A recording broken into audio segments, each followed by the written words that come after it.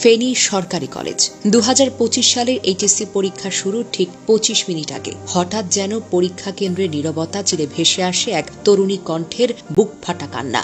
তড়িঘড়ি করে জানা গেল মেয়েটি তার প্রবেশপত্র বাসায় ফেলে এসেছে। তার স্বপ্ন যেন হাতের নাগাল থেকে ফসকে যাচ্ছিল। ঠিক তখনই দায়িত্বে থাকা একজন police officer SI Motaher Hossain দৃষ্টি ফেরালেন সেই ভেঙে পড়া কিশোরীর দিকে। মেয়েটি আকস্মিকভাবে তার মোবাইল ফোনটি ছিনিয়ে নিয়ে বাসায় কল করছিলেন, কিন্তু মোতাহের কোনো ক্ষোভ দেখালেন না, বরং তার কণ্ঠে ছিল প্রশ্রয়, কুমরতা। কি হয়েছে মা? মেয়েটি বলল, স্যার, আমি প্রবেশপত্রটা আনতে ভুলে গেছি, আমি তো শেষ হয়ে গেলাম, সময়টা ফুরিয়ে আসলো। অন্য কেউ হলে হয়তো বলতেন, নিয়ম তো নিয়ম, আর কিচ্ছু করার নেই। কিন্তু এসআই মোতাহের ছিলেন ভিন্ন। তিনি ছিলেন একজন মানুষ, নিয়মের ওপরে মানবিকতার প্রতীক। তিনি মেয়েটিকে বললেন, চিন্তা করো না, ফোন দাও বাসায়, কেউ যদি আনতে না পারে আমি নিজে যাব, সমস্যা নেই, আমার মোটরসাইকেল আছে। মেয়েটি বাসায় ফোন করলো, কিন্তু কেউ পৌঁছাতে পারবে না সময় মতো। মোতাহের আর এক মুহূর্ত দেরি করেননি। তিনি নিজের মোটরসাইকেলে মেয়েটিকে উঠালেন, ছুটলেন সময় মতো হার মানাতে। রাস্তায় ছিল জ্যাম, ব্যস্ততা, গতি নিয়ন্ত্রণ, কিন্তু মোতাহেরের সামনে তখন একটি লক্ষ্য, একটি মেয়ের স্বপ্ন যেন আর ভেঙে না পড়ে। অন্যদিকে পরীক্ষা কেন্দ্রে তখন সময় নিঃশেষের পথে।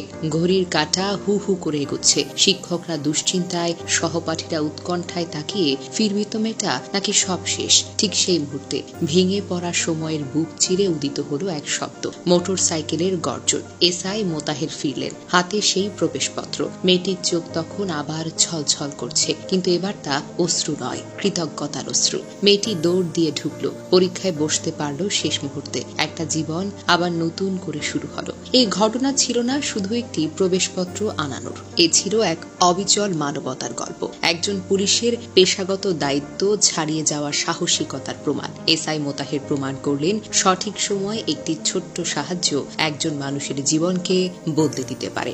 আজ ফেনীর মানুষ তাকে নায়ক বলে ডাকছে। শিক্ষক, শিক্ষার্থী, অভিভাবক সবাই তাকে ভালোবাসায় ভাসাচ্ছেন। এই গল্প আমাদের শেখায়, নিয়মের খাঁচা ছাপিয়ে কখনো কখনো মানবতা হয়ে ওঠে সবচেয়ে বড় আইন।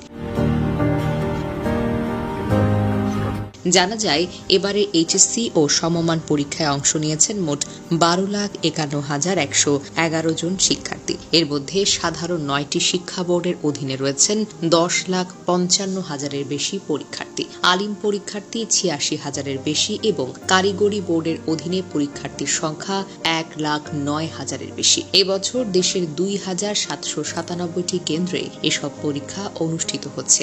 শিক্ষা বোর্ড সূত্রে জানা গেছে, গত বছরের তুলনায় এবার পরীক্ষার্থী কমেছে 81,882 জন। 2024 সালে পরীক্ষার্থী ছিল 13,32,993 জন। শিক্ষা মন্ত্রণালয় জানিয়েছে, পরীক্ষা সুষ্ঠু ও নকলমুক্ত রাখতে দেওয়া হয়েছে কঠোর ব্যবস্থা। প্রশ্ন ফাঁসের গুজব প্রতিরোধ, নিরাপত্তা নিশ্চিতকরণ এবং গুজব থেকে পরীক্ষার্থীদের সুরক্ষা দিতে আগামী 15 আগস্ট পর্যন্ত দেশের সব কোচিং সেন্টার বন্ধ রাখার নির্দেশনা দেওয়া হয়েছে। এ বিষয়ে মাধ্যমিক ও উচ্চশিক্ষা বিভাগ থেকে গত 24 জুন নির্দেশনা জারি করা হয়েছে।